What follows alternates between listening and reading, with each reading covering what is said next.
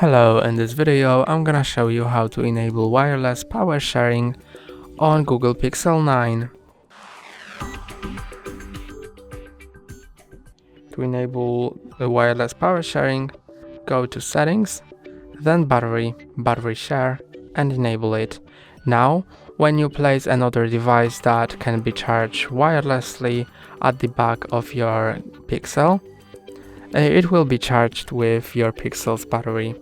So let's flip the Pixel to its back and place another device,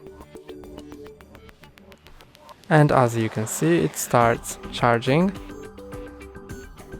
wirelessly. That's all for today. Don't forget to like and subscribe. See you next time.